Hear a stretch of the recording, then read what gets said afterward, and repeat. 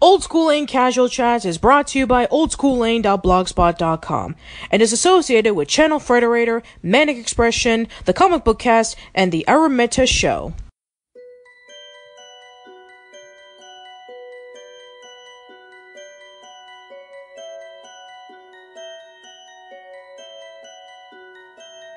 Dancing bears, painted wings, things I almost remember, and a song someone sings once upon a December. Someone holds me safe and warm. Horses prance through a silver storm.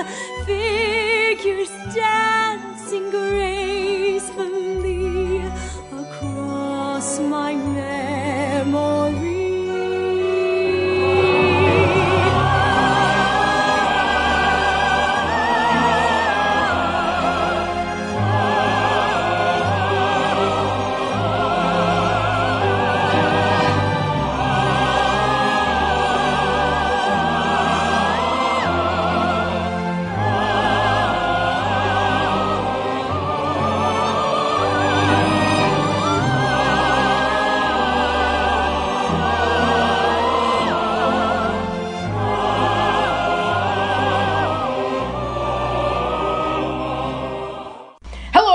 Welcome to a brand new episode of Casual Chats. I am Patricia, and we are here with a few special guests. We're returning from the Sullivan-Bluth Studios podcast. We have back James, aka Jaimetud. Welcome back, James. Did somebody say Sullivan-Bluth? I'm not affiliated, just saying. Funny. So, we also have back from Toon Grin, we have Whyboy and Nero. Welcome back, guys. Great to be here. All right, so a few months ago, Jaimetud and Animat and I we were discussing about the Sullivan-Bluth Studios movies, going from Banjo the Woodpile Cat all the way up into Pebble and the Penguin. So today we are actually going to be discussing about the Fox Animation Studios trilogy, as requested by, I believe it was Joshua Moore or somebody, but yeah. Right before I go into discussions, I just want to let everybody know that we're not gonna. There are a few movies that are not on the list. Like, for example, the likes of Fern Gully, The Last Rainforest, and Masterpiece. Masterpiece. Once Upon a Forest and The Page Master are not on our list because those were distributed by 20th Century Fox. Masterpieces. Yeah, actually, Masterpiece. Wait, which one is Once Upon a Forest? Is that the one with like the mouse girl and the badger and the mole? Yes, that's the one. The yeah. environmentally message friendly movie about where they have to cure their friend after she breathes in the toxic fumes. Yes. That's the one where they keep saying rheumatism, right? Yes, that's the one. Okay. Surprisingly, one of the better environmental films of the early 90s, probably, because they didn't hammer it in every 5 seconds. Dude, Fern Gully had Tim Curry as a god of destruction and pollution. Damn, is that awesome. And it's kind of full circle because he was actually on Captain Planet. So, kind of funny how that all worked out for him. I know, Only because of Ted Turner. Yes, because of Ted Turner. So, yeah, we're not talking about those because those were distributed by different companies. So, we're talking about the Fox Animation Studios movies, which were, once again, done. These were the movies that Don Bluth was involved in. We're going to be talking about 3, just like we did the Emblemation trilogy last year, which is actually kind of serendipitous. So, today we're going to be discussing about Anastasia, Titan A.E., and Bartok the Magnificent. We have 2 theatrical films and 1 direct-to-video movie. Yay! So, I guess always good. So The Pebble and the Penguin was a critical and financial flop, and Don Bluth took a break from doing animated movies, and he's decided to come back in full force with this next movie called Anastasia. Anastasia debuted on November 14th, 1997 in New York, and the 21st around around the United States. So yeah, as of the time of this recording, it's going to be celebrating its 20th anniversary. Holy crap! Damn! Yay! And still no one will remember it for like another 20 years. Well, actually, it's kind of funny that you mentioned that because there's a Broadway musical of Anastasia. Yeah, that's the thing now. Yes. Actually, it's funny. It's going to be celebrating its 20th anniversary, and Chris Lloyd, who stars in the picture, just turned 79. Yes, it's all connected. It's a conspiracy. But no, seriously. So, basically, this is a very, very loosely based off of the true story of Anastasia, who was the Grand Duchess of Russia, that she completely disappeared after the Russian Revolution, and they claimed to have found her. So Anastasia Romanov. Yes, actually, yes, Anastasia Romanov. So the whole plot of the story is about these two con men who find Anastasia, now as an orphan named Anya, who has no recollections of her past. So they bring her to Paris. They teach her everything about royalty and about the Romanov family. And then along the way, there's this villain by the name of Rasputin who wants revenge against the Romanov family, and he pretty much sells his soul so he can be able to destroy them. And his curse is not fulfilled until he kills off the last of the Romanovs. And there's a grandmother in there too, but I guess that doesn't really count, so whatever. So no, his deal, Rasputin's deal, I don't know if I'm misremembering it. If he kills her, does he get to die? Yeah, apparently. Yes. Yeah, so basically the whole point of Rasputin is that in the beginning of the movie he drowns and that his life is currently in limbo. So technically he is dead, and now he wants to fulfill his dark purpose of killing off the Romanovs so that he can die in peace. Rest in peace. Yeah, exactly. So Let me rest in peace. Let me rest in peace. Okay. Damn, those are amazing pipes. Oh, thank you. Much better than Chris Lloyd, who had to be dubbed over by Jim Cummings. Well, at least Jim Cummings does do a really good job of trying to, impersonate as Christopher Lloyd singing. The thing is, like, I still argue to this day, if you go back to, like, Lion King, I know, like, a lot of people are like, I don't catch it. I can catch when it stops being Jeremy Irons and starts being Jim Cummings, but it's like, wow, the balance is still way better. Whereas, like, dude, it's just like, here's Chris Lloyd, here's Jim Cummings. Man, we couldn't even get in the same ballpark with this, could we? We got someone who couldn't sing, and then we got someone who really could sing. Yeah. Well, here's the thing.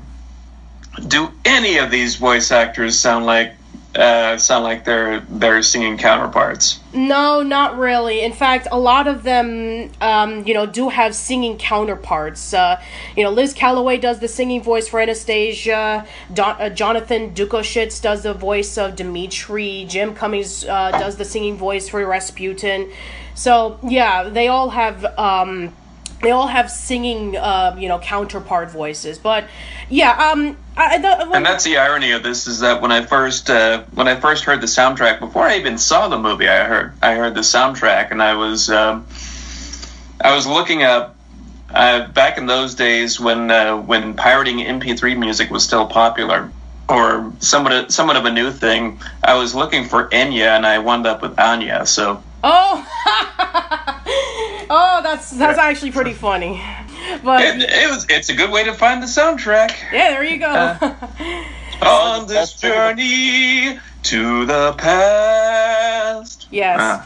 So. Anyway, so going into the plot of this movie, when looking at, so James, you and we were talking about Thumbelina and that how it was trying way too hard to be a Disney movie. So with Anastasia, yeah, it's imperative that Don Bluth pretty much, as the nostalgic chick once quoted, he Don Bluth pretty much threw in the towel and said, okay, I'm going to make a Disney movie. And it's kind of funny. This is 1997. So this was when Disney was kind of like the beginnings of their dark age. This was when Pixar was becoming more popular.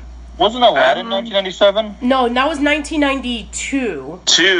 Oh, blasphemy right there. Yeah, 1997 was when Hercules came out. Oh, I love that movie. I just really like Hades, which is kind of hard because James Woods kind of a scumbag. I know, right? It's I love James Woods, regardless. Hey, But anyway. he's good at his craft. Sure, he's good at his craft. Anyway, so, yeah, I think that this is definitely, like, I think that the soundtrack and I think that the story, the way it's paced, I think is a lot better than Thumbelina. I think that with, I think that Don Bluth really captured the Disney formula much better there.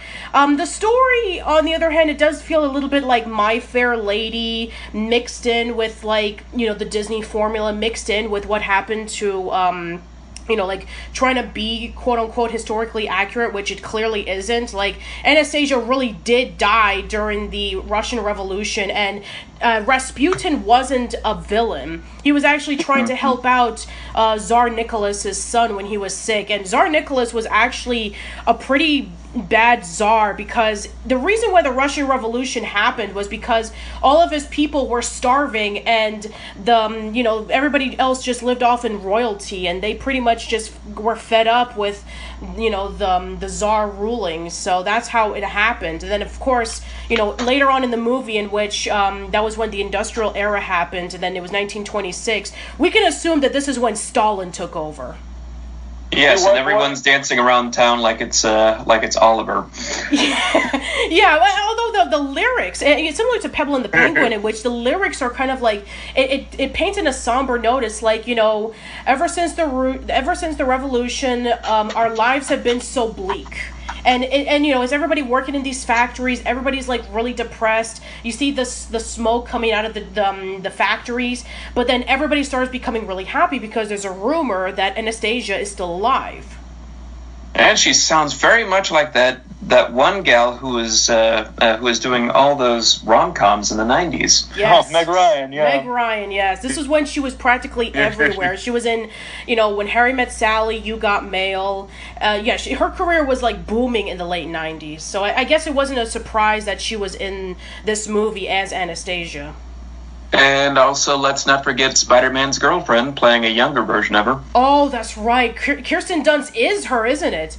And also, Lacey Chabert does the singing voice. So you have Kirsten Dunst, Spider-Man's girlfriend, and Eliza Thornberry. Which Tim Curry was Thornberry. It all comes back. Yeah, we'll talk about that in the next movie. Holy shit. So yeah, basically the whole Russian Revolution happened, and Dmitri, who starts off as a kitchen boy, he leads Anastasia and the grandmother to safety, and so they get away. And the grandmother ends up into the train, going to safety, but then she couldn't hold on to Anastasia any longer, and so she fell down and she pretty much goes unconscious, which I can assume that's why Anya doesn't have any recollections of her being Anastasia, maybe because of memory loss. She hit her head. Yeah, she hit her head really hard. I mean, the snooze button. Mm-hmm. Right on the temple. Yeah. No, it's on the other temple. That's the power down button. Anyway. Yeah. So anyway, I think that the fact that there was a lot of little hints to Anya being Anastasia being given away like toward the beginning of the movie, it kind of gives away the mystery. It's like everybody's thinking about, is she Anastasia? Is she Anastasia? But then she has the necklace which says "Together in Paris." She has the red hair and the blue eyes, and her name is Anya, so that's a clear indication. I don't think they were looking for much of a mystery aspect here. They just sort of said, "Oh well, it's more about how soon can everybody else figure out exactly what happened, especially with the con men." Yeah, that is true. I guess the con men, yeah. Mm-hmm. Yeah, especially with Anastasia right on the box cover. We're not like, oh my god, who is this girl? Can she really be Anastasia? When I first saw this movie being advertised on home video, the only Anastasia I was familiar with was Cinderella's stepsister. So I wasn't sure why she deserved a film. No. And it's funny because they're both redheads. No, later, Jimbo, they'll get a film, and we'll ask that same question of why. Oh. Yeah. And then they'll introduce time travel, and we'll all just be like, oh, so this is the don't give a fuck train, right? Oh, okay. Mm-hmm. Yeah, time travel, that's what was missing from Cinderella. Oh, I guess it's not that far-fetched. I mean, Rasputin wasn't, actually a lich. No, he wasn't. I will avoid. Well, Rasputin. Here's the thing. I'm always fascinated by Rasputin because historically speaking, you were right, Patricia. Yeah, he was technically a good guy, but he's always had one of the most badass deaths in history. Yes, and that's what he's known for. He got poisoned, he got shot, he got stabbed, but that wasn't what killed him. No, that wasn't what killed him. When they threw him in the river and they found him out later, they discovered him later. They said he drowned. Yeah, and that's actually how Rasputin dies in the movie, is that he drowned. I guess they couldn't show off the fact that he was poisoned or stabbed or anything like that in the movie. So they killed him off the way that that Rasputin actually died in the movie, is in which he drowned. So yeah, that's actually historically accurate. Before he was dragged to hell by his minions. Mm-hmm. Yes, exactly. And he had a bad companion voiced by Hank Azaria. It's good to know Hank Azaria was still good. Because the thing is, Hank Azaria is a phenomenal voice actor. Yeah, I mean, he plays like over 20-something characters in The Simpsons, which, hey, it's Fox, He was the only redeeming thing in those live-action Smurf flicks. That is true. He was awesome as Gargamel. And also, I think Jonathan Winters did a good Papa Smurf as well. Oh, hands down. I mean, try not to get even like a little choked up when you hear him just talking about being a father to like all these kids. Yeah. He's such a Santa Claus-like character where you're like, man, this movie made me really hate Neil Patrick Harris. But do I love Papa Smurf in this? Screw it. Yeah, so basically, I don't know, they've never explained in the movie why that Rasputin wanted to get rid of the Romanovs. He just does. Power? I don't know. I mean, because, I don't know why. I mean, did he... It was kind of briefly hinted at in the movie that the little green creatures that came out of his scepter kind of controlled the people, and that was when the Russian Revolution started. So yeah, it wasn't because of people suffering from starvation and they wanted to get revenge on the royalty. They did it because they were controlled by Rasputin. So the creatures opened up the gate, and then the people came rushing by, and they knocked down Tsar Nicholas's statue. So we can assume that he was controlled by Rasputin because of that, because it shows in the movie that he can control people's thoughts with the scepter. So maybe that was how. Maybe he wanted to have power over Russia. Maybe it could have been for that. That's the most advantageous skill you could have, though, is mind control. I mean, it's funny because this goes a lot with actually. Maybe they went that route because in. I guess it's history, not mythology, because he was a real dude. But like they said that Grigory Rasputin had a lot of influence. Not even just with the royal family, but as a whole, he was a very powerful medicine man. Like, he came from... he was very charismatic. He was very charismatic, enigmatic. He came from poverty. He didn't come from, like, if I recall, he didn't come from, like, a wealthy lineage. He didn't at all. No, not at all. He came from poor people. Like, he connected with the lower class because he was the lower class. Yeah, he was essentially like... Andrew Jackson. He was like the Andrew Jackson of Russian history. He was from a peasant family. He pretty much just rose to the top, and he eventually, befriended the Romanovs because he was a very well-known medicine man. You're absolutely right, Nero. But in this movie, or maybe Abraham Lincoln. Well, yeah, anyway. Abraham Lincoln is also a great example too. Yes, Abraham Lincoln, absolutely. But yeah, definitely. I mean, the fact that in this movie he's an advisor to the Romanovs, it definitely feels like Jafar. But not as fun. Like the thing about, and you can tell the Jafar parallel. Like, he's an advisor. Jafar was an advisor. They're both sorcerers. They both kind of try to manipulate people. They both had the ability to control people's mental states. They both had animal sidekicks played by charismatic comedians. Who are the only ones who get laid at the end of the movie. Yes. I had to go there. No, that creepy fine. Jafar scene where he dresses her in like the skanky Princess Leia, like slave Leia attire, and it's like, Where did this, like, what animator had this fantasy and he wanted it in Aladdin so badly? Yeah, it's just crazy. Generally speaking, I like this movie, though. I actually do like this movie as well. I mean, yeah. I think that out of the 3 movies that came out of this trilogy, this is probably the best one. I defend that. I don't even remember. I know I had to have seen the Bartok one, because, like, I remember seeing it. Pretty sure there's something about a dragon in there, I think. Yes, yeah. We'll talk about that later. But, like, nothing stuck. And I never saw Titan A.E. because, I know this will make me, like, a heretic. I don't think Don Bluth is good. That's fine. Shut up. In the darkness of night, we will come to find you.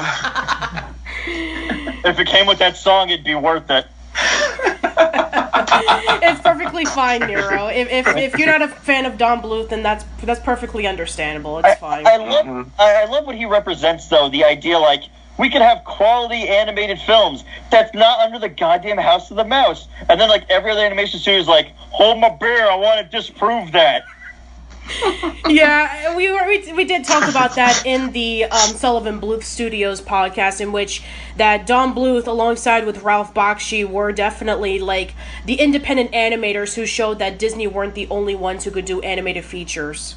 Yeah, but Ralph Bakshi was like a bag of cats, though, man. I love Wizards. I do. I own the movie on TV. I love Wizards. Like, was it Necron 99? Awesome. Love that guy.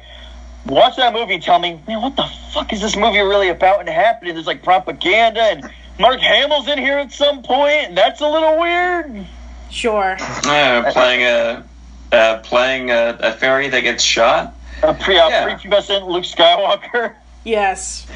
And this was right before before he really took his voice acting career seriously. Yes, and then he destroyed any chance of any actor ever playing the Joker. Oh, God. Okay, well, anyway, continuing on. I know we're going all over the place. I'm sorry. So, back to Anastasia. So back to Anastasia. So Anya, we get first introduced to Anya, and she leaves the orphanage, and she wants to find out who she really is, because Disney movie, want to find out more about yourself. So, and she goes over to St. Petersburg, and she is told that she has to see Dmitri in order for her to get train tickets to Paris. So, along the way, she visits up the palace, and she starts vaguely remembering the palace. And, of course, you have that amazing animated sequence with the paintings coming to life and Anya dancing to it. It's probably, like, one of the best moments that I can recall on in that movie. And Once Upon a December is actually a really awesome song. I think that's probably my favorite song in the movie. Once Upon a December. Yeah, next to the villain... you forgot to... No, next to the villain song, I think that's my favorite song in the movie. When isn't the villain song somebody's favorite, though, from an animated film? That is true, except for that that money song from the Tom and Jerry movie. Money is such a beautiful word. I'm done. From this movie, there's only one song that'll do it for me. That life is a road and I want to keep going. Love is a river, I want to keep flowing on. Yeah, that's from the end credits of the movie. Yeah, that's also a really good one, too. Yeah, you forgot. She also gets a puppy. Yeah, because we have to add more animal characters into our movies because... What was it that Maui said? Marketable. If you come from royalty and you have a pet animal sidekick, you are a princess. Yeah, you're right. You have Snow White and you have Ariel and... Yeah, did Snow White have an animal princess? I mean, she had the 7 dwarves. Do they count? Did Dopey count as like a pet? No, I'm talking about the animals that help Snow White with you work. Yeah, whistle. The help clean the house, and right before the huntsman comes by and tries to steal Snow White's heart. I'm talking about those animals. She doesn't have like a main animal. That is true.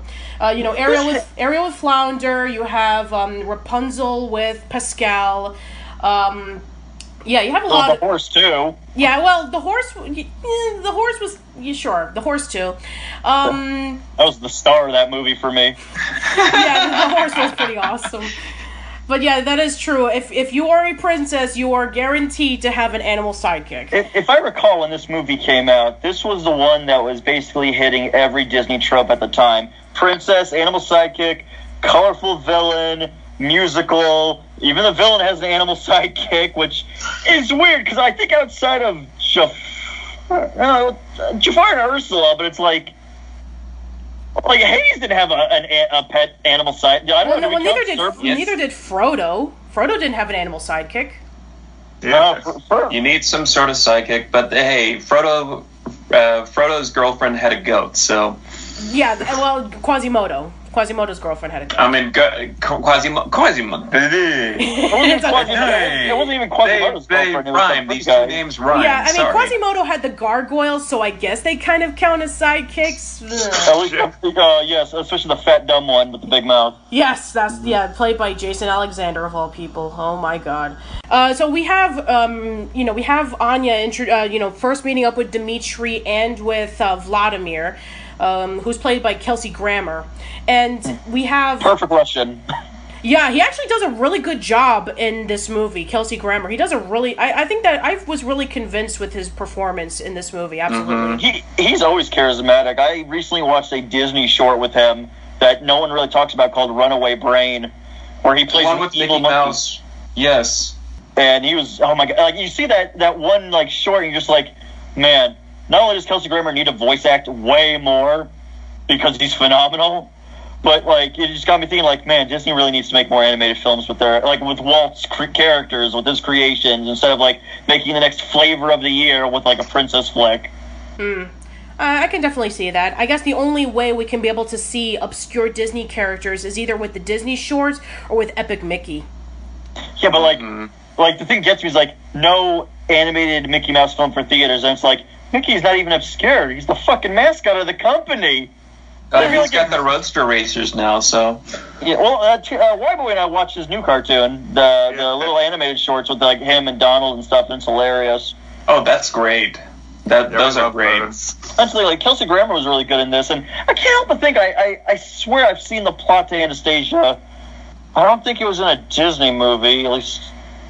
I don't know, it was something about the plot, if I remember, was it Dimitri and Vladimir, the whole point was they wanted the girl to pose. Yeah, they were doing auditions for an Anastasia lookalike so that they can be able to convince the grandmother that she is Anastasia so they can get the 10 million ruble reward. Man, there's nothing more unscummy than trying to trick a woman who lost her granddaughter. Well, that actually did happen. In real life, there were a lot of women who were claiming to be Anastasia. Probably the most infamous one was a woman named Anna Anderson. I think that's what her name is. Correct me if I'm wrong. But yeah, for a long time, they thought that she really was Anastasia, but it turned out to be an actress pretending to be Anastasia. So this actually did happen. That's messed up. That poor old woman living with the trauma of what the ordeal she went through, and then to be if we could trick this old bitch, we could rob her. And you're wait, what?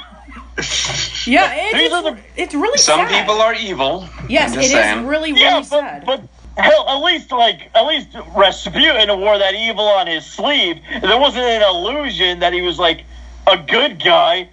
And this was let's just bring this old crow and a girl. She'll think it's her granddaughter. Yeah, and apparently they didn't find this out until 10 years after Anna Anderson died. They did a DNA test on her, and it turns out that she wasn't related to the Romanovs whatsoever. So she was able to pull this off really, really well, I think. I don't know if she was the best actress ever. Yeah, I don't know if she was ever caught. I mean, I don't know if she was ever caught, but yeah, apparently she actually fooled them really, really well. And it's a real shame, to be quite honest. Mm-hmm. And it just kind of make Vladimir and Dmitri come off like scumbags because they're going to manipulate this poor old woman who suffered through trauma just to make. They become the thieves with the. They're the thieves with the heart of gold at the end. Yeah, it's like the two dorks from El Dorado. Yeah, exactly. Guys who care about money, but then when they see the situation or when they go to the place that they want to rob the money, then it just turns into a big, it turns out to be bigger than what they expected. So, yeah, Anya doesn't know about the con, and so she she asked Dimitri for the train tickets. He said, okay, the fact that this girl is an orphan, that she doesn't remember anything about her past, we don't need to split off the money with her. All we need to do is just go to take her to Paris. She can find her family. If she's not, Anastasia, then we'll just leave her off and, she can be able to find them by herself. And this is like 1920. So, the fact that she's an orphan, I don't think that she was going to have enough money for hiring private investigators if that wasn't the case. And, And then, of course, when they decide, oh, yes, we're going to go over to Paris so we can go see the Empress, then we have Bartok into the movie, and that's when we get our reintroduction of the villains. And, then we have that fun villain song, In the Dark of the Night, and, with Jim Cummings singing and the dancing bugs and all that stuff. And then, we cut into the train scene. And the train scene is actually a really well-done segment, with the tension building up, with Rasputin trying to sabotage the trip, and Anya, Dimitri, and Vladimir trying to stop it the best way they can. And each and every single obstacle gets harder than the last one. Mm-hmm. Did Bartok resurrect Rasputin? Well, technically, when it was announced that Anastasia was alive, the scepter started coming back to life. The scepter dragged Bartok all the way down underground where Rasputin was. So he did bring his scepter back, which was the source of his power. So in a way, he kind of helped Rasputin come back. And throughout this entire movie, Bartok is just pretty much just tossed away. And he's basically like the joke character. Well, yeah, actually, even Iago, to an extent. Yeah, exactly. Was way more useful to Jafar, I guess, in the long run. Yes. Yeah, I guess comparatively, yeah, I guess so. Because he did run on a treadmill at one point to, power that ring to find the man. When you start to really, outline these movies sometimes, you have to just ask, what kind of drugs were they on? It's not drugs. It's called creativity. When you're making a Disney movie, it's called creativity. Oh, I thought it was called LSD. Yeah, so... then, throughout the movie, so Dimitri and Vladimir are teaching Anastasia about being a princess and about learning about the Romanov family. And it definitely goes My Fair Lady, in a sense, in which they're trying to teach a Cockney woman how to be a proper lady. With this case, trying to teach an orphan how to become the princess. And and then of course we have the scene in which they're doing the little montage of training her, and then they go to Germany so they can be able to go to the boat leading up to Paris. And then afterwards we have another scene in which Rasputin's back. It's like, they're around 20 or 30 minutes into the movie, we didn't see him.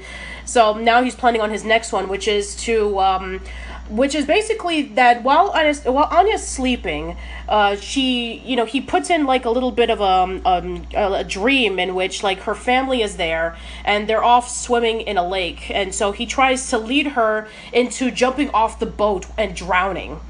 So basically, Puka comes by and wakes up Dimitri, letting him know that Anya's missing, and then this giant demon comes on by as soon as Anya is about to jump, and then he says, "Jump! The Romanov curse!" It's like, Rasputin, if you would have just let the dream go on for a few extra minutes, I can be assuring that she would have jumped off. But now that she sees a fucking demon on a river of hell, I don't think she's gonna jump. No, if you have the power to summon occult creatures from the beyond, couldn't you just kill her in a more casual manner? Well, don't forget that he's dead. He's falling apart. So at first he didn't want to go up into the surface because his body limbs were falling apart, and his body can stretch out throughout its veins. So I guess he wanted to just start things very slow to see if maybe he can use his powers to do it. Then he's like, oh, well, third time's a charm. I'm going to go over there and kill her myself in person. So, I mean, I can understand his limitations, that he's dead and he's falling apart. We've seen throughout the movie that his hands and his eyes and his lips, they just fall off from their original position. So I guess maybe because he couldn't push himself, maybe he wanted to just ease on, she's just an orphan, I'm sure she won't be able to defend herself. So I guess he truly underestimated Anya. Yeah, Now, I'm kind of amazed. You brought up an interesting point. The stuff that happens to his body in this film, I'm surprised they got away with a G rating. Yeah, I mean, let's see. We have. I would have given it PG. Yeah, I definitely would have given it PG. And this was like in the late '90s. I mean, this is like All Dogs Go to Heaven all over again with the whorehouses and the depiction of hell. So we have, let's see, his hand fell off, his eye popped out of its socket, his lips fell down to his beard. His head fell into his body where his stomach would be and just sat like viscous fluid that fills his corpse. Yes, there's that. He twists his own neck back into regular position. It's pretty... And, of course, there's the death scene. Holy crap, the death scene. Which is it's funny. His death scene is actually... originally, when they were doing the death for Dr. Facilier for Princess and the Frog, Dr. Facilier was supposed to go out the same way. Oh, really? Drowning? Yeah, well, no, he was supposed to be, like, torn apart by his minions. Holy crap, that would have been amazing. Like his friends on the other side were supposed to show up and tear him apart, but they were like, well, you know, kids are pussies now. They're not like how they used to be in the old days where we could show them all sorts of horrific shit. So they were like, how do we do something equally scary? Califu shows up and pulls him into, like, voodoo hell. Which is equally horrifying. Yeah, I think that original, the original way of death, I think that would have been amazing to see. That would have been awesome. But no, so eventually they go over to see the Empress's cousin in Paris. Her name is Sophie, voiced by Bernadette Peters. Now I remember. Yes, Bernadette Peters. So, yeah, Bernadette Peters did a lot of voice acting in the 90s. She was in Animaniacs. She was in Beauty and the Beast Enchanted Christmas. Which also had Tim Curry. Holy crap, it's a paradox! Because he played Forte, the pipe organ. That's right, he did. So, yeah, there's that. And also, I think that she did a few others as well, but now she's going back into doing Broadway singing. So, they're trying to convince that Anya is Anastasia. And Sophie brings up the question that when you see Vladimir and Dimitri's faces, that's like, oh, how did you escape from the palace? And you can see that it's the only thing they didn't teach her. They taught her about the family. They taught her about where Anastasia was born, how does she like her tea, and all that stuff. And so when Anya tells about, you know, that the boy helped them escape to from the palace, then Dimitri figures out that is Anastasia, because first of all, and that boy was me. Yes. Theo. Yes, that is true. And so then we cut into the Russian ballet where he confronts the Empress, and then it's all revealed that he's a degenerate scumbag con man who wants to get money. And then Dimitri pretty much has a change of heart because, of course, you know, it's the late 90s, so every animated movie at this point has to have a romantic interest. So, yeah, Anya and Dimitri start falling in love with one another. And then we have Dimitri trying to convince the Empress that, no, this is Anastasia, until eventually they do reunite. And then Rasputin crashes Anastasia's party, and that was when we have the final climactic scene in the bridge, when Dimitri decides to come back and, you know, save her life and all that stuff. And then we have the death villain scene. punch. Yeah, villain punch. Yeah, the most epic villain punch. Like, man, not only were you going to con an old woman, now you're assaulting an old man. Come on, gotta draw the line somewhere. It's still as bad as that CGI Pegasus statue. Trust me, we will go into depths of CGI later. You think that the CGI Pegasus is bad? Oh my god! Oh god! We'll talk about. Wasn't the reliquary he had too? Also, for some reason, it wasn't hand drawn. They like. And CGI the reliquary. Why does that need to be CGI'd? He just holds it half the fucking time. Yeah, I mean, you have to understand this was the late 90s, so CGI was starting to become a little bit more prevalent in animated movies. And they did a pretty good job with when Anya climbs up the stairs when she reaches the palace for the first time, and the various angles and stuff like that. But yeah, that Pegasus doesn't hold up whatsoever. So yeah, so we have that awesome death scene in which his body just pretty much like disintegrates, and then his bones just turn into dust. It's so freaking amazing. Well, wait a minute. his whole thing is he wanted to die, right? Yeah. Why doesn't he just destroy the reliquary? But that wasn't his intention. That's not the way he intended to die. He wanted to kill the Romanovs, and then he would die. I want to die, but I want to die on my terms by murdering a child that got away. Yes, exactly. Exactly. That's the whole point of it. You can't really rest without that. So he's dead, but not the way he wanted to. And then the movie ends with Anya deciding that she wants to be with Dmitri instead of living in luxury, which I actually kind of question. So if we are to, go into the terms that this was quote unquote based off of a true story, and if Anya, with her being Anastasia, her being the real princess of Russia, would that mean that she would automatically overturn Stalin into rule? Hey, Stalin, knock it off. Yeah, exactly. Because I think Stalin was ruling around that time. I think anybody can correct me. So Stalin was in power at that time. Okay, thank you. So Stalin was in power at that time.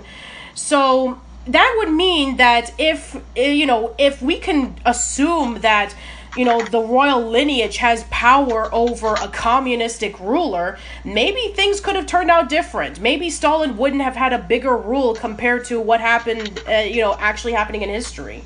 Or maybe just like the grandmother in the movie, maybe she would have just kept her, her title, and that would have been it. Do you think Stalin would also be a delightful cartoon character of himself, like how Rasputin was? Oh, God, no. And if so, who would you cast as Stalin? Hear me out. I know it might be a stretch, but Tim Curry could have played Joseph Stalin. Oh, God.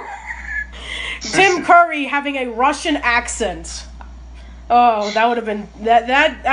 it's wrong, but I kind of want to hear it. He played a Russian before in Congo. Oh, that's right.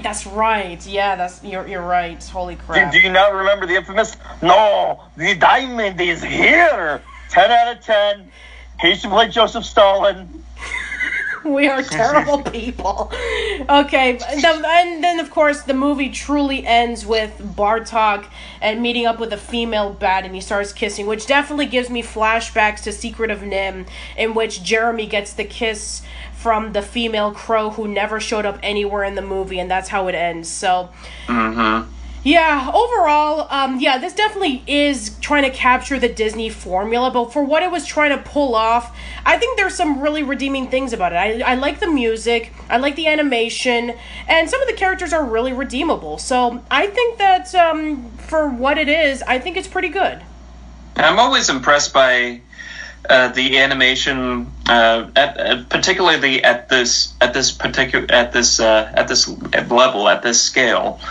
But I also, when it comes to Don Bluth's movies, he's always got this look like, okay, everything must have had some sort of reference or a reference model to work off of in order to get the dancing and the movement to look as fluid as it did.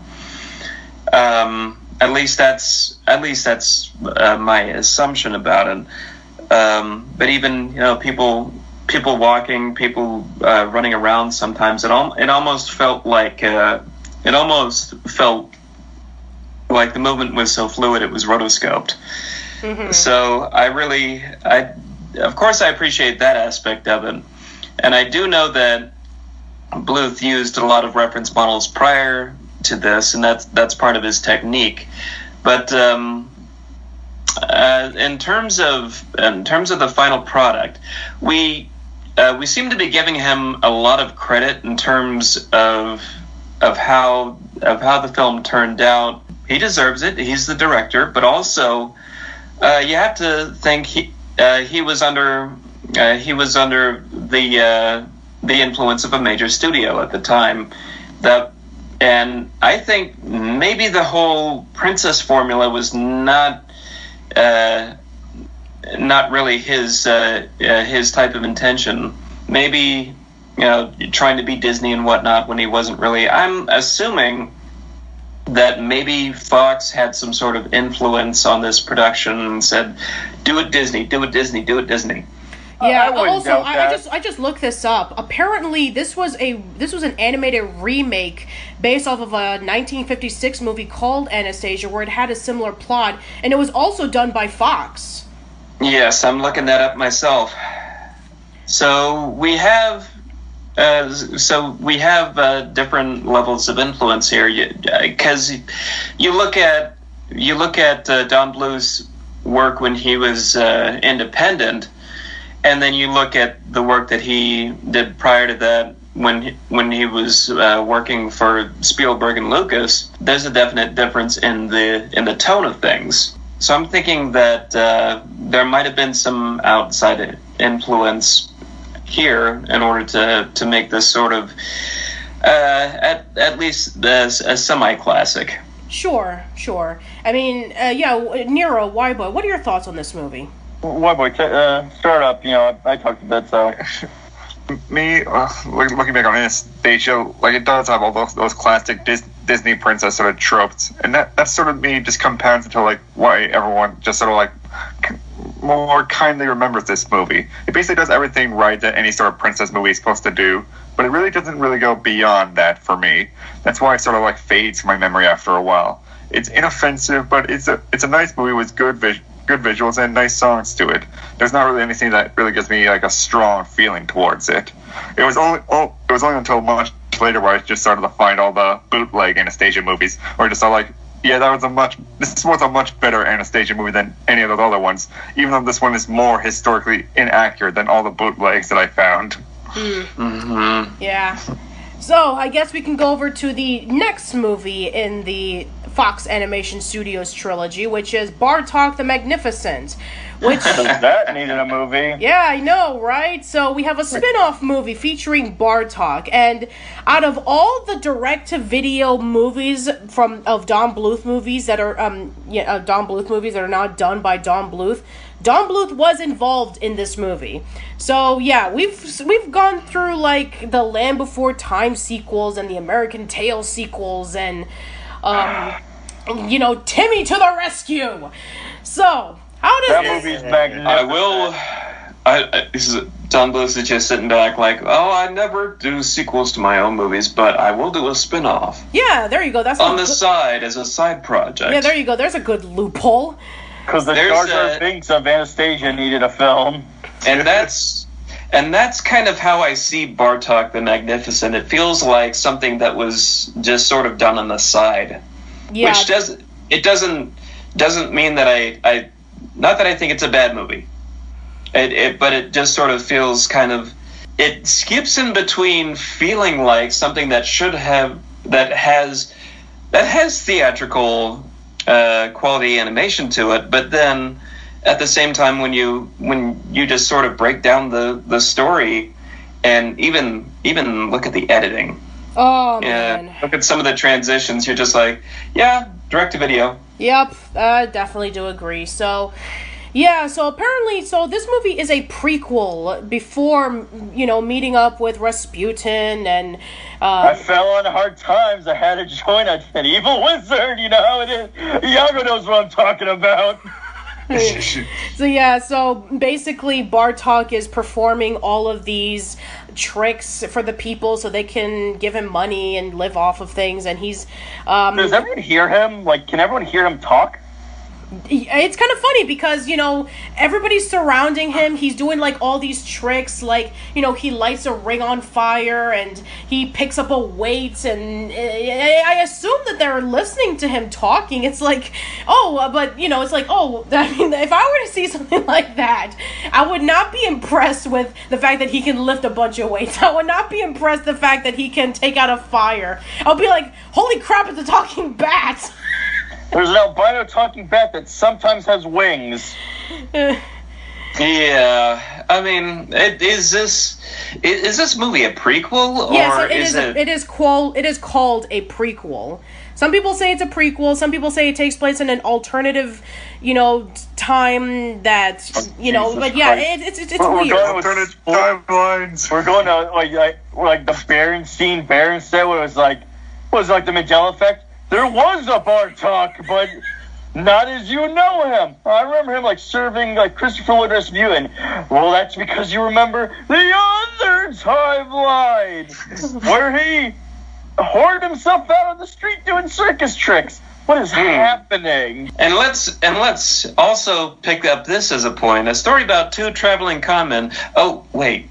Yeah, they're doing this already. So instead of them being men, now they're animals. So instead of, two con men, now we have a bat and a bear. The bear is voiced by Kelsey Grammer. Yes, he will always be the in any con men duo, he will always be the second in command.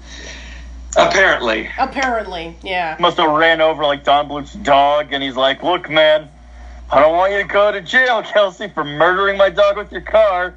Could I be in another movie? I'm glad you asked, because you're gonna find this hard to believe. I decided to do a prequel to that Anastasia film you were in." Oh.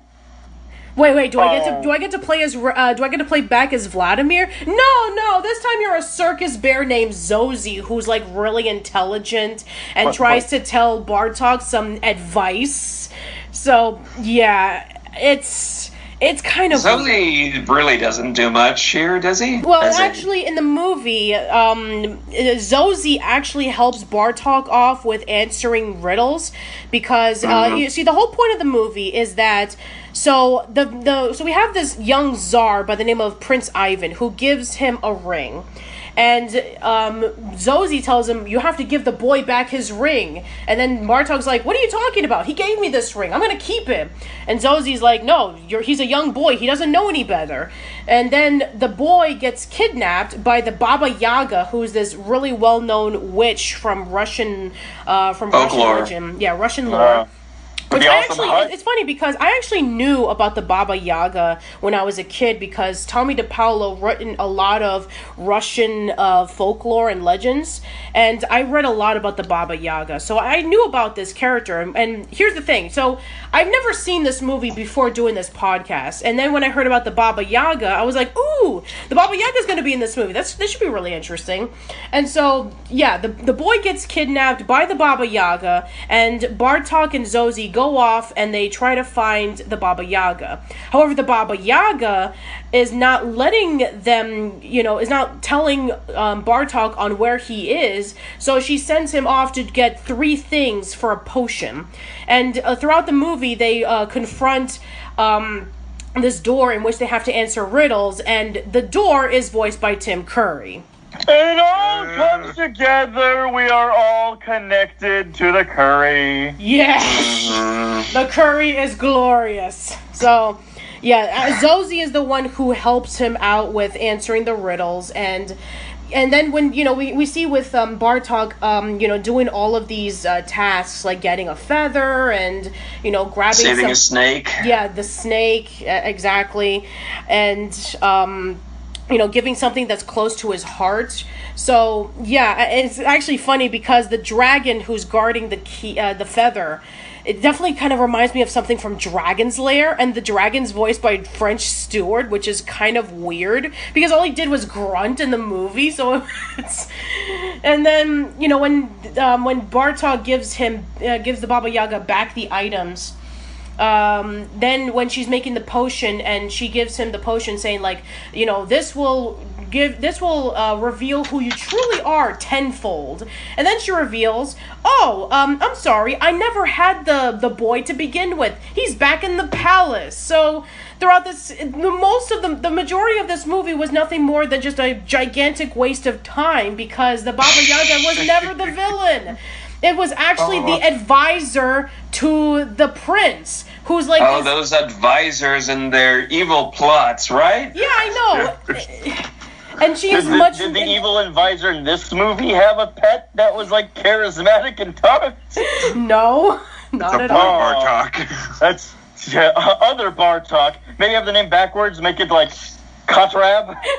Bartok backwards? Kotrab, why did you do this? Money? Shrug? Oh, no, why did Rasmussen do it? Power? He basically just wanted to commit suicide, really, when you get down to it. Oh, my God. I was just having if she had him continue doing stuff, it'd be like, okay, Bartok, your next mission will be to deliver my laundry. Okay. You will have to go into the deep woods. There you will come across a merchant. You will need to pick me up. Are you just giving me your fucking grocery list? You will pick me up no more than 3 spuds.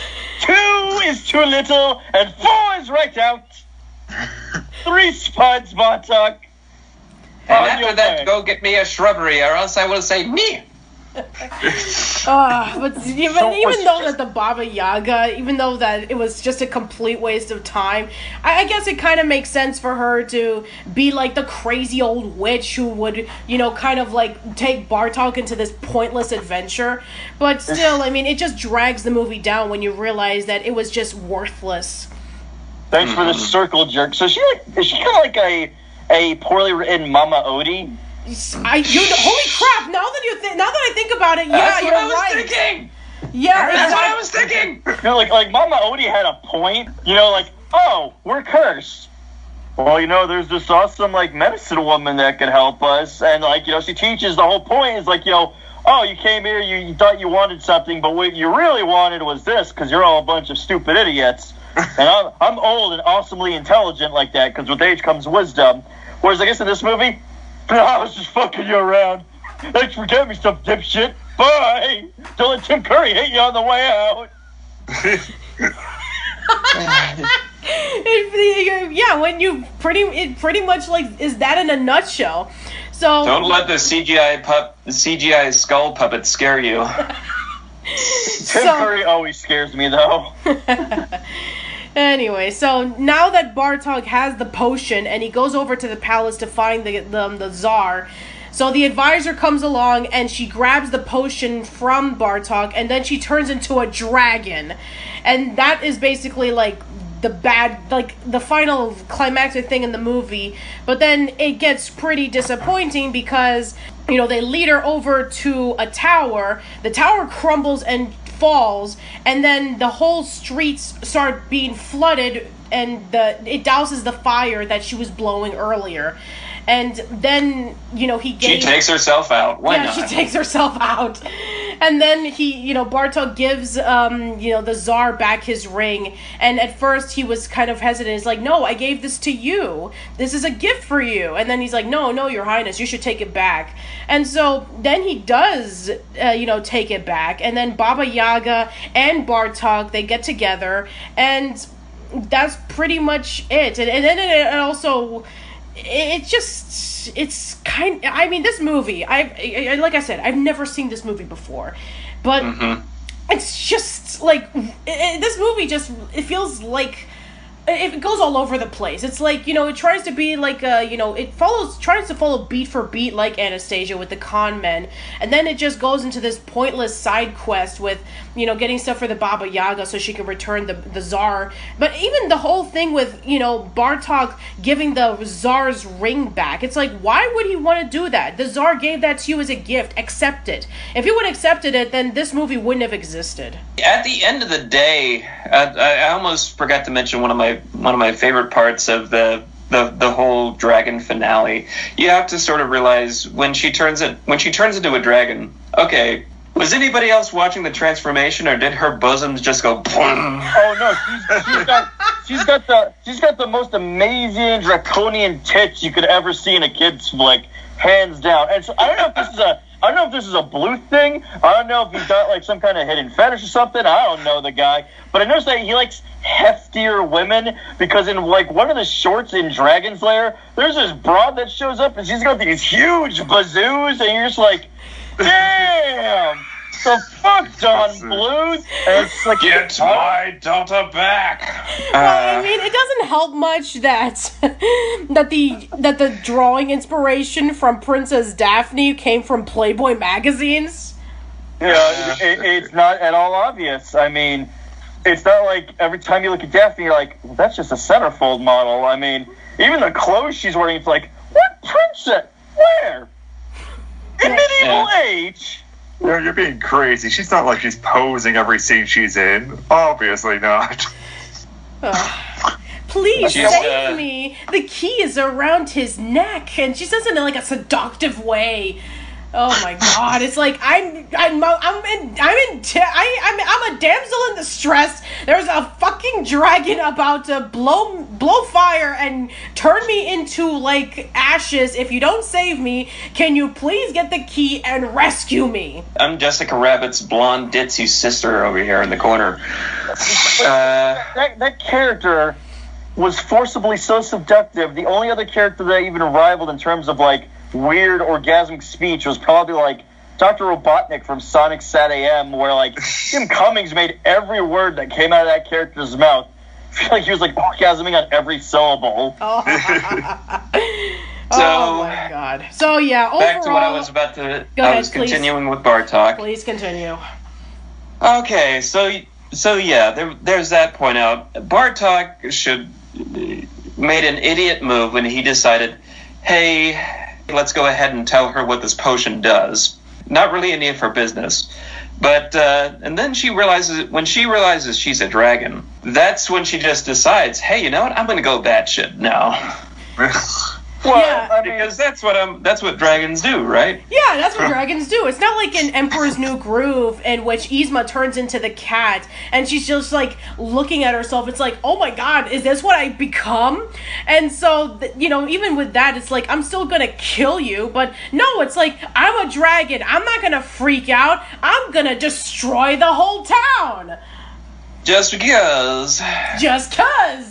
Well, I mean, at some point, You gotta do what dragons do. Yeah, well, if she wanted to do what a dragon does, she should have just, sat on top of a pile of gold and just called it a day. I mean, when you really get down to it... Better than the remake of Pete's Dragon. I haven't seen it. I mean, it didn't look particularly great, so... I mean, I thought the half of the charm of the original was like, oh, animation and live action, cool. Now it's like, we made this in a computer. I wonder if Fox is going to do that, though. Do you think they'll get around to, live adaptations of their animated work? I don't even know. I mean, we'll talk about what Fox is doing later, but yeah, overall, I mean, this movie, it screams direct-to-video all over it. It had potential if the story didn't meander and was actually a lot more focused, and maybe they could have included, a few more characters that we knew from Anastasia, but other than that, it's... But it's a prequel, you couldn't then. I mean, that is true. I mean, maybe it could have led up to Bartok. You want a young, puckish Grigori Rasputin? This is before all the corruption set in and ruined his fucking life. I don't know. If you're gonna do some sort of some Bartok related spin-off, I don't know why they didn't go with that little pink bat at the end of the first movie. It could have led up to something pretty interesting. I mean, I don't know what it would have led up to, similar to how with Jeremy and his crow girlfriend. But hey, I mean, yeah, why would we flesh that character out? Yeah, exactly. When we can have Jennifer Tilly playing a cuddly snake. Yeah, I think that out of all the spin-offs, especially if it was for Anastasia, I don't think Bartok was the right character for it. I mean, especially if it was a prequel, I don't think there was a lot. Crazy thought though with the prequel angle. If they did go for a young Rasputin, Michael J. Fox could have played young Rasputin. Oh crap! Oh shit! Suddenly we want that movie. Yeah. All right. I think we're done here. So let's go. Go ahead. In the end, I think it's full of holes. One last one that I wanted to mention, with the Berezosi suddenly flip flopping on whether or not they should go on this adventure to begin with, which is a pretty amazing 180 in the course of 2 minutes. As a whole, it's something that they put a lot more energy into the animation than anything, but clearly not the story, and that's why it's direct to video. But I don't hate this. I don't hate this movie. I think it's just sort of it's cutesy and harmless, and I mind. I wouldn't mind being forced to rewatch it in full, just because something about Bartok is interesting as a character. Maybe this could have been a great spin-off. Yeah, it could have been I think it could have been a good spin-off if, maybe the story was a little bit more tighter. So, and also, if you are going to make it into a prequel, at least, like, do something a little bit more interesting to it. So, yeah, not really much to say. So, let's move on to the final movie of the... Or it's like Puss in Boots, where it has nothing to do with the Shrek movies. But anyway. Yeah, there you go. That's another one, and that also has a TV series, so, sure.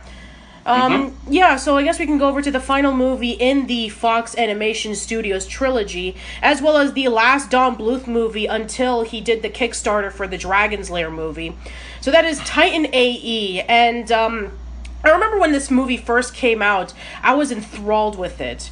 But now when I rewatch it again, and especially when learning about the behind-the-scenes stories and the deleted scenes, I start becoming a little bit more disappointed with it. It's like, it could have been something so amazing.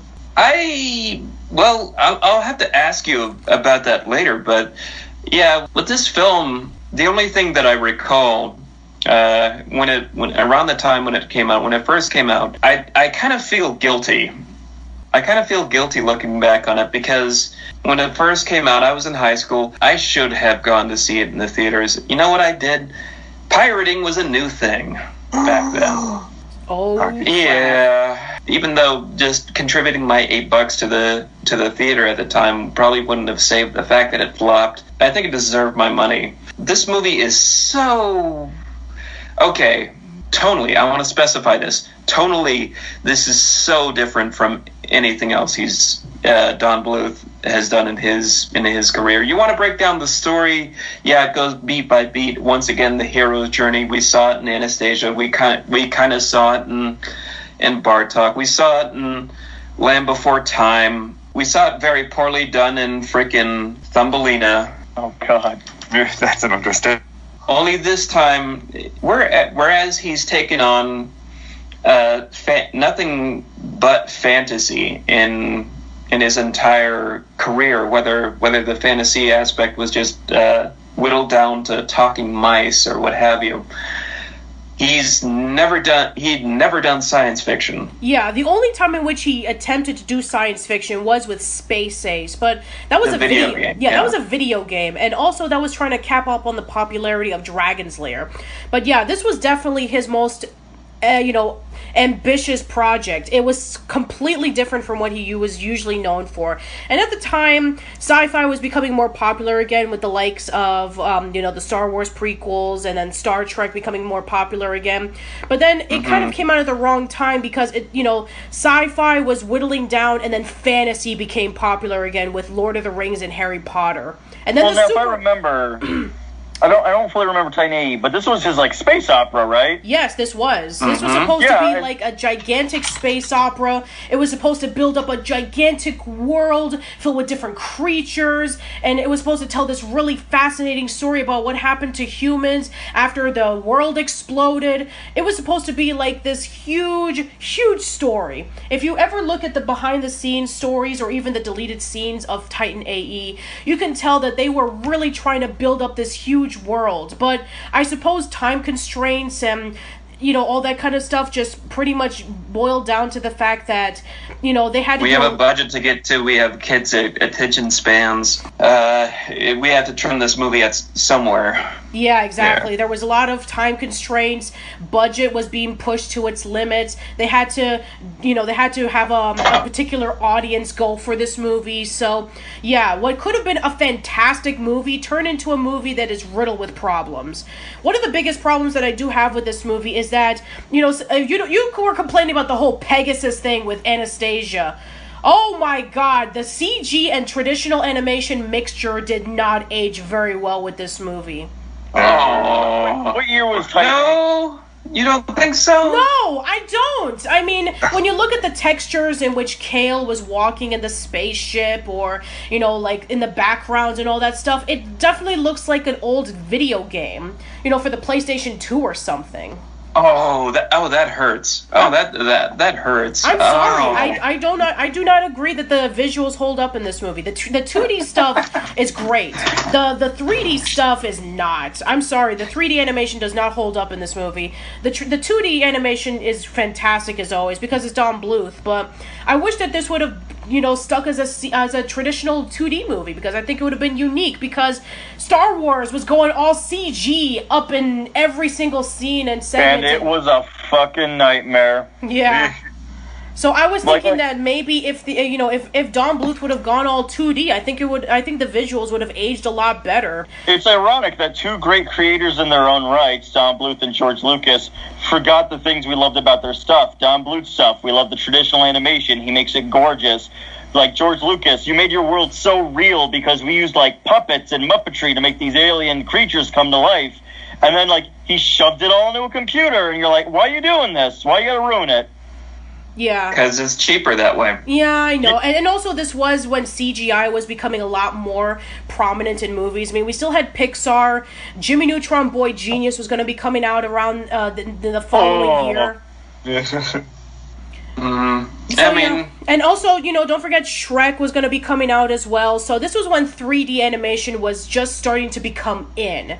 So I guess this was kind of like the last hodgepodge of 2D mixed with 3D, and it doesn't work. So, the story, on the other hand, I think that it almost works. I mean, the whole story about, it takes place in the future, and Kale is, the last hope of a new world. Humanity. Yeah, the last hope for humanity when his father gives him the ring to show him a map to Titan. The ship that holds DNA for all the animals and the ability to create a new planet. And Kale becomes kind of becomes incredibly bitter because apparently he didn't know about what his dad was doing. He's like, oh, my dad abandoned me. I don't care about this world anymore. I'm just going to pretty much become working in this, crappy ship. And I'm going to be all angry because my dad ditched me. It's like, oh, shut up. So it's also like Noah meets Jesus.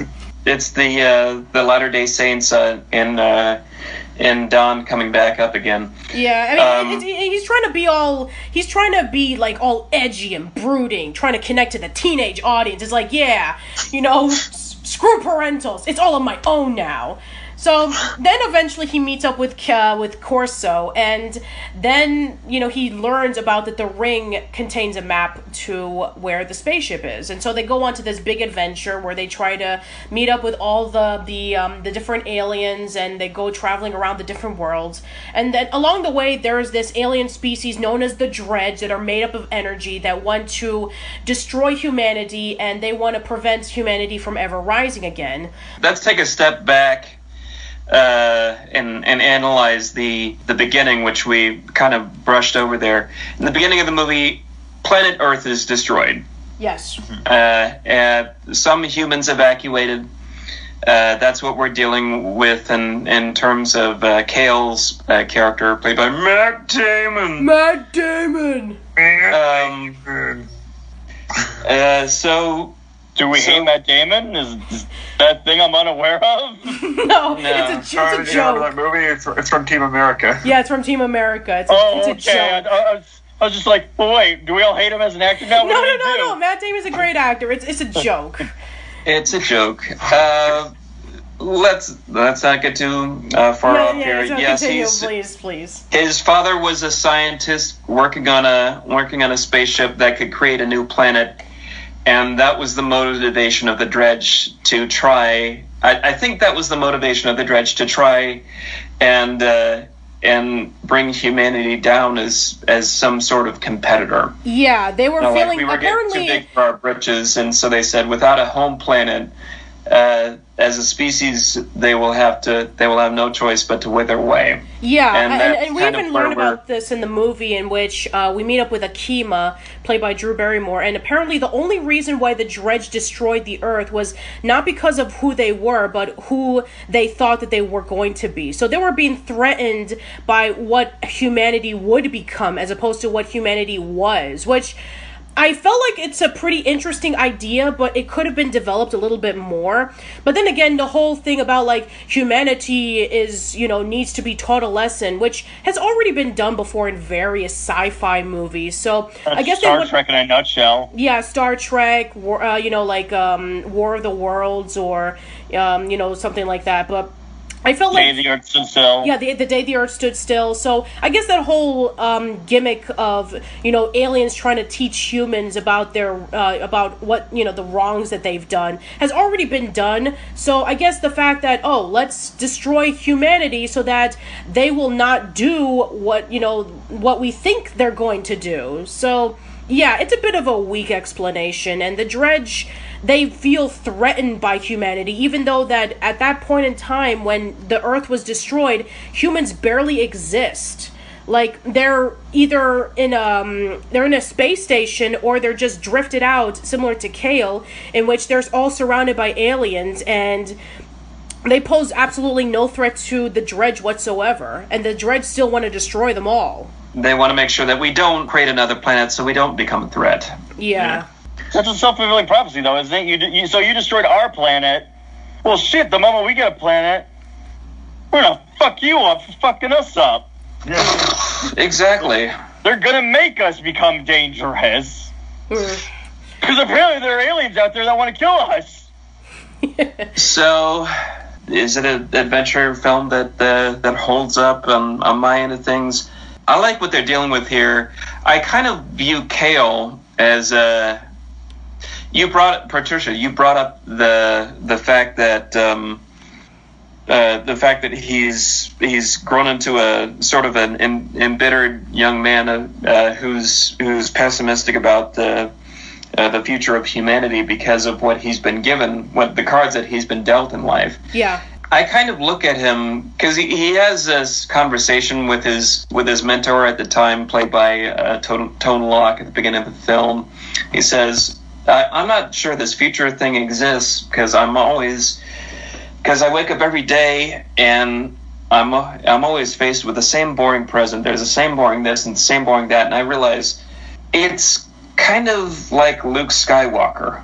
Yeah, only if he was a lot more angsty. I guess maybe that was the direction they were going at because, Star Wars was becoming popular again with the prequels, in which maybe they want to try to see if they can edge up, the protagonist. It's like, we have a protagonist who's like an edgy, character who has a lot of baggage on his shoulders. So, I guess, they were trying to attract the teenagers, but yeah, it just comes across as like really, really pessimistic. In the beginning of the movie, you don't really like root for him, but then when he starts learning about what his purpose is, about like he has the ring to the map, and he has the ring that led up to the map where the Titan is. So he goes around and he travels and he meets up with all these different creatures, and he sees how the humans live. When especially in the scene in which Kale and Akima go over to the space station and they see that humans are living in the space station and people are just trying to hang on with people are just trying to survive, and kids are playing soccer in like they're playing soccer in like abandoned space this abandoned space place. So it's like, you have these people who are surrounded by, metal and, everything that's falling apart, and they want to, then they start thinking, let's start helping out humanity.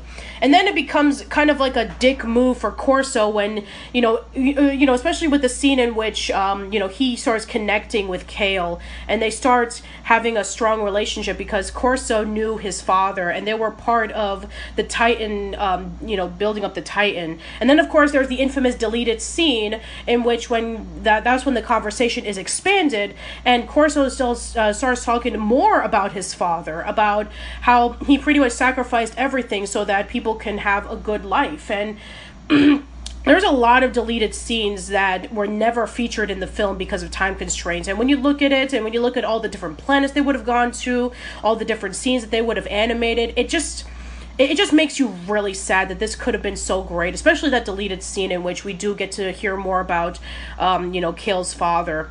And then, of course, Corso becomes an asshole, betraying Kale and his crew to the dredge, saying that he's going to give Kale away and he's going to lead them to the Titan so that the Titan can be destroyed because he thinks that humanity is all finished. So, yeah, then he starts becoming like a generic, typical villain who's just evil for evil's sake, which that really just disappointed me. Well, that you've brought you brought something else up here, which I find interesting. The 180 that his character comes across, that his character does as a bit of a plot twist halfway through. Realizing, he's just working with the dredge this whole time. He was going to find the spaceship and blow it up. He spent a lot of time trying to talk Kale into saving humanity when Kale was also pessimistic about the future of mankind, about where they were going to go. He could have very easily talked him into destroying the Titan. Destroying the Titan. Yeah, he could have done that easily. Like, in the beginning of the movie, Kale just didn't care about humanity because he thinks that humanity is doomed. So when meeting up with Corso, it's like if you would have told him, hey, your dad had this spaceship, and I know you didn't really like your dad because, he abandoned you. What if I told you that he had this ship, and it was going to help out the people that, is pretty much useless to help out? Why don't we say we destroy it together? So maybe it could have been maybe he could have let him I think he would have been more easily convinced to destroy the Titan as opposed to saving it. You bring up a good point, James. I was watching the Animated Heroines episode on this a while back, because she was comparing this movie to, I think, either Treasure Planet or Atlantis: The Lost Empire or something. But yeah. She brought up that point, and I sort of thought at first, well, maybe his motivation into talking Kale into saving humanity was because he feels like there's an iota of faith left in him, and that's what he wants to play off of. But if we take this alternate route with the story, if we take this alternate route that says, hey, let's go destroy this spaceship together as our motivation, we have our characters still set on a path for a possible interesting character arc. They're both embittered about the future of humanity, but maybe while working together, especially with Akima on board, that could bring in a whole new dynamic that says maybe there's some good left in humanity and maybe we can both save this spaceship together. So they start out with one mission and then they start deviating. And that could have made for a tighter knit story. Holy crap, now that you put it together like that, that does sound like a much more interesting story, because Akima is one of the very few humans that we see in the movie who wants to see humanity back to normal. And we see in the movie when she brings Kale up to her room that she still has remnants of Earth, right before it was destroyed. She has the baseball, she has a few pictures, and she imagines about, like, what was it like being on Earth? I don't even remember anymore. And and so maybe with her, maybe with a combination of that mixed in with when they go to New Bangkok so they can be able to, get the spaceship to chase after Corso and his men when they were going to find the Titan. And we see the people living in a spaceship just incredibly poor and just struggling to survive. And, even that scene in which when the kids are playing soccer and, the older sister's like, that's all he ever thinks about. He always thinks about soccer because our dad was a soccer player. I would love to see him play in grass as opposed to playing in metal. So it's like, that can give a great incentive into like, yeah, I think humanity is worth saving. So, yeah, I think that direction would have been a lot more interesting. I think that this movie could have been done really well if the writing was tighter, if the time constraints and the budget weren't a big, hinder towards the production. So yeah, I mean, like I said before, before the beginning of the podcast, I think that there is a lot of potential in this movie. It just was hindered. And another thing that doesn't make this movie hold up very well is the soundtrack. Now, unlike I like the soundtrack. The soundtrack, it's fine, but it definitely feels like late 90s, early 2000s stuff, as opposed to like a timeless sci-fi movie like Star Wars. Oh, speaking of Star Wars, you know the scene in which when Akima gets kidnapped by the Dredge, and you have Corso and the rest of the gang trying to save Akima by, talking to the guy who's like guarding, similar to like, when Princess Leia was captured and they have to confront Jabba the Hutt. Yeah. Are you talking about the space station with the Death Star model drawn in? Yeah, that's the one. Mm-hmm. Yeah, and then you have another thing they were doing in the late '90s with sci-fi movies. You can see something similar in Event Horizon with the X-wing starfighter embedded on that ship too. Mm-hmm. So now we go over to the scene in which, they're looking for the Titan, and everything is, surrounded by ice. And it's actually really clever because the ice, when creating the new planet, is actually going to be used for the water when it melts, which actually was really clever. And I also, there's the ice physics when they're trying to avoid each other or where they're trying to get closer to the Titan. It's actually a pretty tense moment, but I think sometimes it goes a little bit too long. But I think it was actually a really interesting moment, like strategizing about like, okay, we're going to wait until they move. And then eventually Kale comes up with the idea about doing like the reflection in which it kind of leads them toward a different direction. And then they look around the Titan and they see all the DNAs of the animals and all the trees and all that stuff. And that's basically how you create a new planet. And then, you have that fight with Corso, and then the Dredge come by and try to destroy the Titan. And then, of course, you have Corso's redeeming moment when he decides to help out Kale and the rest of the gang from the Dredge destroying the Titan. And maybe you're right. Maybe there is some hope left for humanity. Yeah. I had that epiphany just as I was almost killed. Yeah. We almost neglected. There's one excellent performance in here that sort of breaks a mold. We've mentioned a lot of voice actors so far. This is definitely a star-led cast here, though. Altogether, you got other 90s names like Janine Garofalo, John Leguizamo. Ron Perlman's in this. Oh my gosh. Yeah, Ron Perlman is the dad, and he's like a minor role, but what really surprised me was Nathan Lane as the villain. It's like as Preed. Yeah, I was gonna say. You listen to his performance, and you know Nathan Lane from everything else. Yeah, you know Nathan Lane from The Lion King and from The Producers and from Birdcage. Even around this time, even prior to this role, the types of roles that he would play. I remember around this time he was also in Isn't She Great, which was a story of the author who wrote Valley of the Dolls. You look at the kind of charm that he usually brings to his roles, and then you look at this, and he's Preed is such a slimy bastard. You can't even recognize Nathan Lane's voice behind it. No, he did a pretty good job performing as this role.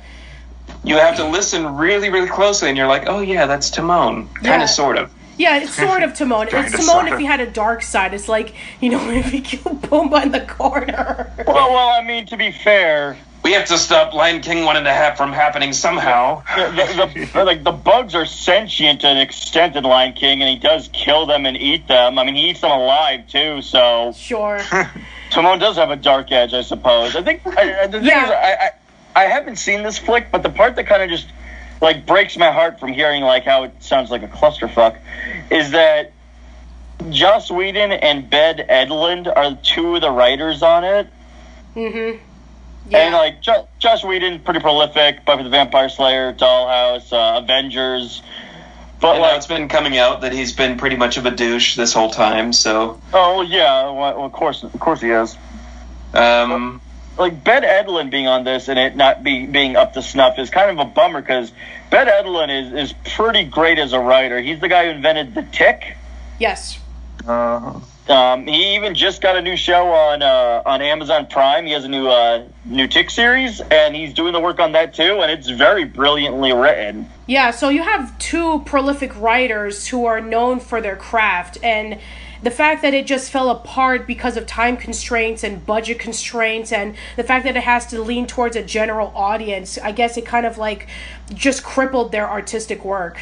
I enjoy looking back on this movie for a lot of its more or less visual creativity. I don't think the story is too flawed. I mean, we already sat through Bartok, but visually and tonally, I'm always it really has me there. So there's a couple of story flaws here and there. I'm not too bothered by that. I'm more about, in this case, it's a story that, or it's a movie that still is able to pull me into the universe. Or maybe it's just nostalgia talking. You know, maybe this could have been tighter if this was the last project that Bluth and Goldman worked on together, period, which for a long time it was. It wouldn't be a bad way to go out. Sure, and and to be fair, the ending is pretty neat too. You know, right before I talk about it, it's like the way that Pre dies when Corso snapped his neck was like really shocking. That was like, holy crap, he snapped his neck. This is I like the adult edge that this goes for, especially. We have a rare case of Don Bluth nudity. Yeah, exactly. But it's you have nudity in both cases. You see Kale's ass, and you see a silhouette of Akima when she's naked and getting herself ready. So yeah, we haven't seen this kind. So yeah, we haven't seen that kind of we haven't seen that kind of thing since I think like Dragon's Lair, where it's a little bit more seductive. So I think maybe somebody was watching heavy metal when they came up with the story for this. Yeah, probably. So yeah, and then the movie ends, and the new Earth is being made, and Kale decides to call it Planet Bob because let's throw in Doug in there because Doug and Titan A.E are in the same universe because Planet Bob is where Quailman is from. Yeah. I'm not familiar with that show, but anyway. Yeah, anyway. But yeah, the ending was pretty satisfying, especially when we see that the humans that were from the space station start moving into the new Earth. So yeah, this movie does have a lot of problems. I'm not gonna lie. I mean, I think that the story could have been a little bit better. Some of the characters were okay. I think that for the most part, I know that Don Bluth was really trying to make this like his magnum opus, like something he'd never done before. But I think that a lot of setbacks really hurt this movie from what it could have been. And it's pretty decent. I think that it could have been better though. So, yeah, I don't really What do you think, Whyboy? Yeah, what do you think, Whyboy? Personally, yeah, I agree with all that. For Titan A.E, I do remember fondly for the visual elements and such, because it is just sort of the magnum opus of his space opera and such. But just the writing with its characters and story elements, it makes it feel a little bit stale to me. It does have that nice adult edge to it, which makes me remember it fondly, but it's just not something that really sticks into my mind, really, unfortunately. Yeah, and there were some scenes that definitely shouldn't have been there. That when you look back on what the deleted scenes were, it just makes it hurt to know that, man, if you would have deleted this scene, it would have been better. Like the scene in which when Corso tells Kale to fly into the space station, to outer space, where you see like those flying angels, and then the song "It's Time to Fly" is happening. It's my time to fly. Yeah, it's like, why didn't you add in why didn't you extend the scene in which Corso and Kale were talking about his dad? Why didn't you add that into the movie? It's like, oh wow, this singer is really popular. Let's have him in here. So, yeah. They added for the soundtrack. That's important. Yeah, exactly. This band. Soundtrack is pretty jamming if you listen to it on its own. Yeah. I mean, sure, it's fine on its own, but as for that scene, it just feels out of place. Anyway, so yeah, nothing really much to say. This was the last of the Fox Animation Studios movies right before it shut down because Titan A.E. flopped so badly in the box office. Their budget was $90 million and it only made $36.8. Yeah. Ouch. Yeah, I know. That's no good. Yeah, that's not good at all. No good. So yeah, that was pretty much the end of Don Bluth's movie career. And then eventually they about a year later, they Fox Studios opened up Blue Sky Studios, and that's when they had the likes of Ice Age and all the other movies that would come out. So yeah, unfortunately for Don Bluth, yeah, I know. Looking back on it, irony. Okay, let's take a step back here in terms of. So you're telling me we live in an era where a Don Bluth movie does worse than the Emoji Movie? Yes. Yeah. Yes. The Emoji Movie made pretty good bank. Yeah, I know. They Yeah, made how much money did they make? Like over $100 million or something? 200 mil on a 50 mil budget. Holy shit! Oh yeah, no, they made bank for making shit.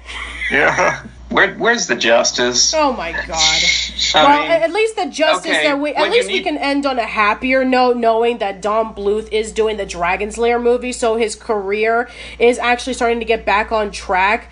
And oh my god, I'm surprised he hasn't gone more of the indie route with like more Kickstarter-esque campaigns. First off, he's got the legacy for it.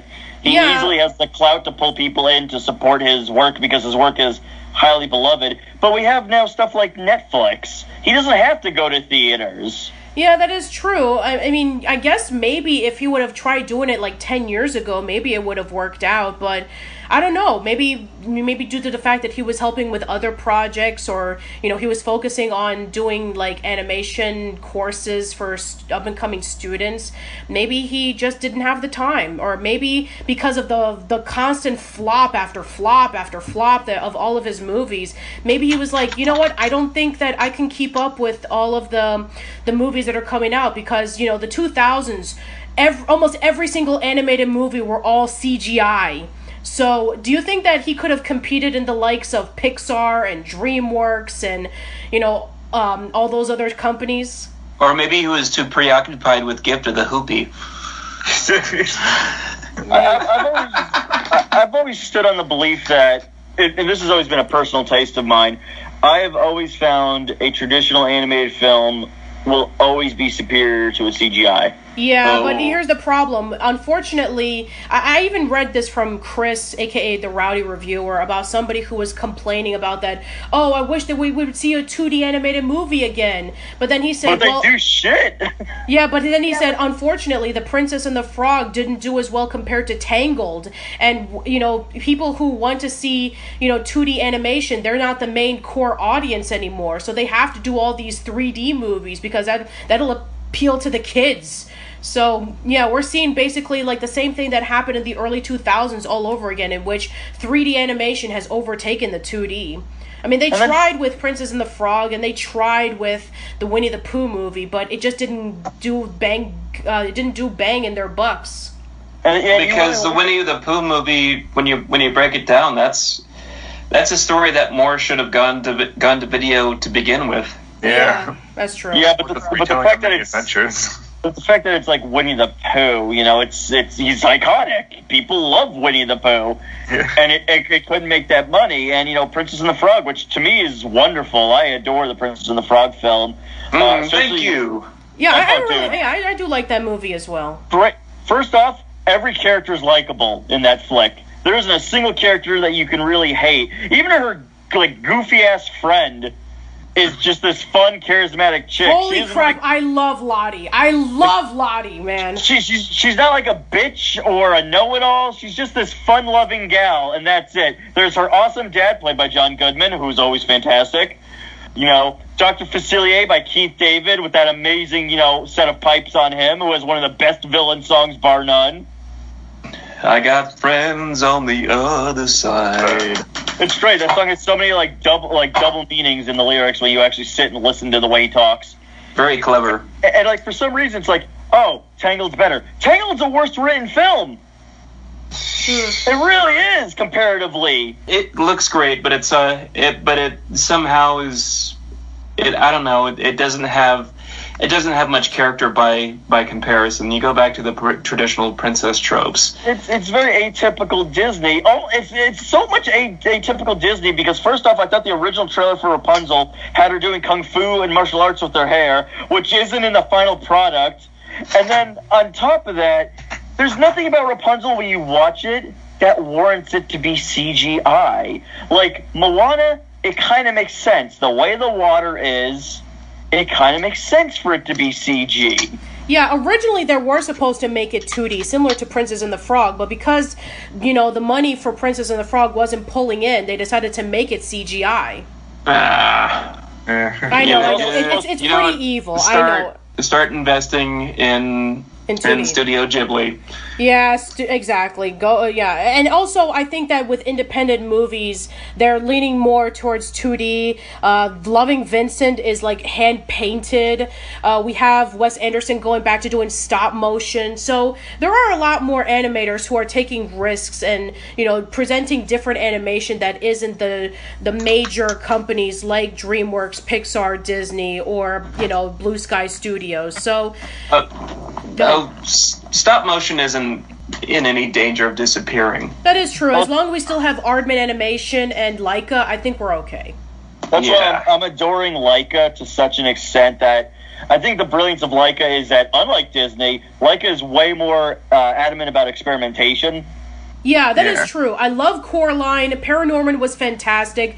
Box Trolls was a little disappointing. Could have been better. And I've never seen Kubo and the Two Strings. Kubo was great for another traditional hero's journey story. Yeah. It also does the 3 item structure like Bartok, but it actually builds up to something. Sure. Mm-hmm. All right. You know what? I think we've gone off topic. I think we're pretty much done with this podcast. So, I think that. Go ahead. If there's one thing I might throw in, do you guys think that the Dragon's Lair Kickstarter is actually going to go somewhere from here? Well, so as a backer myself, I actually have seen a clip of the movie. So I actually have seen it, and I'm not going to go into like major spoilers because maybe it would be like a violation of me sharing this kind of information. So here's what I've seen so far. So they changed the story of, Dirk the Daring and Princess Daphne. So in the original, he didn't know about Princess Daphne and, he rescued her from the dragon. So in this incarnation, Princess Daphne and Dirk the Daring actually do know each other. So they've known each other since they were like kids, and they kind of have like this bicker towards one another, similar to like if you see Derek and Odette from The Swan Princess. And then you have this villain coming along. That's a good thing to draw attention to. Swan Princess. Okay, so basically Dirk does not want to be a king. So afterwards, then we have the villain who comes along and pretty much destroys the castle, and he wants to kill off all of royalty, similar to like Rasputin from Anastasia. And Dirk and Daphne are saved, and they're being kept underground. And Dirk and Daphne are working together, cleaning up things, and they become teenagers. And then we see the villain in the movie, and he's in like this cave, and he's storing up something from his cauldron, and we have his little sidekick, and they're talking about how Dirk and Daphne, they need to separate them so that he can be able to have a chance to try to destroy them once and for all. And that was all I saw from the clip. That was the only thing I saw. For as far as I know from the movie's concerned, it's almost finished. They're going to be pitching it really, really soon. So yeah, the Kickstarter has been going very, very well. I do know that a lot of people are getting drawings, and they have gotten their rewards and all that stuff. I have my postcard, and I have been getting behind-the-scenes stories about how the project is coming along. So that is working out very well. I'm not funding the Kickstarter, but I remember I do know somebody who has, so I'm not putting any names out there, but I have seen the final, this sort of semi-final product. It it's unfinished, but it looks about adequate, I guess. Sure. I guess their whole deal for this, which they should have made clear when they first did the Indiegogo campaign. They're not actually making a movie out of your donations. No, they're actually doing a pitch so they can present They're doing a pitch reel. Yeah, they're doing a pitch They're reel. doing a pitch reel. Yeah, they're doing a pitch reel so they can be able to present it to other animation. They can present it to companies so that hopefully they can get picked up for a movie. The same thing happened with, the SWAT Cats reboot, in which, if they reach a certain goal, then they can do either a pitch or 13 or 26 episodes. They got enough money to do the pitch, and as of right now, they're still being rejected by Netflix and various other streaming sites, and I haven't heard anything from them since. It's the same thing with the Goon. The Goon is going through the same exact thing. They got financing to make a pitch. Clancy Brown is on board as the Goon. His friend Frankie is going to be played by God damn, his name's Paul Giamatti. Point being, I think they should have been more honest from the get-go that this was only a pitch reel and not an actual film, which would have probably helped with investing. But as far as the semi-final result looks for this pitch reel, it looks decent. It could be a great movie. Could be just another project that didn't get off the ground. But for what it's worth, coming together and doing something again like this for old time's sake is it's kind of got, that's a story in and of its own that's kind of got its own charm, I think. Sure. Yeah, and we'll definitely, maybe sometime in the future when this movie, if it does come out in any theater, we need to definitely do, once again, we probably need to do, our final, Don Bluth podcast talking about the Dragon Slayer movie and conclude it once and for all. So, yeah, I think that for now, the way that it stands for Titan A.E., I think, like I said before, it could have been a really solid movie, but I think due to its problems, it kind of holds it back. But I do give Don Bluth a lot of credit that he was trying something incredibly ambitious, something he had never done before, so I give kudos for that. Everything else, it's a little bit all over the place. So, yeah, I think that should be pretty much it for this episode. Guys, thank you so much for coming on by for the podcast. Really do appreciate it. Thank you for having me and you guys. Yeah, it was very appreciative to be brought out. The thing is, at the end of the day, even if I don't love Don Bluth's work, at the end of the day, the man knows how to make eye candy. Sure. His stuff certainly is sweet to the eyes, and you know what? Please save me.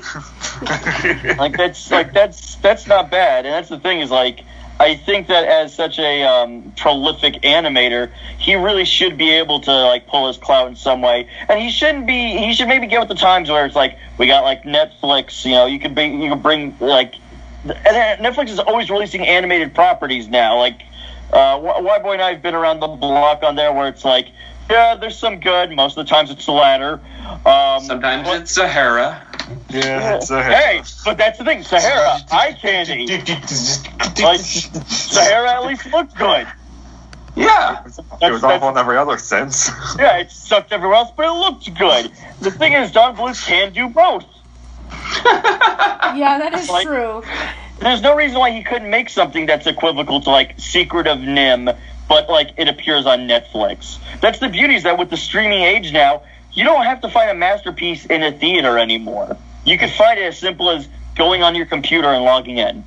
Yeah, I think that is true. I think that, if Don Bluth did have the time and the resources, I think he could do something really great on Netflix or even a YouTube exclusive or something. So, yeah, we'll just see what the future holds. Anyway, so, Whyboy, Nero, do you have anything coming up? We're looking to get back and doing our watching stuff videos. We've been a little AWOL as of late because recently what happened was I got my wisdom teeth yanked out.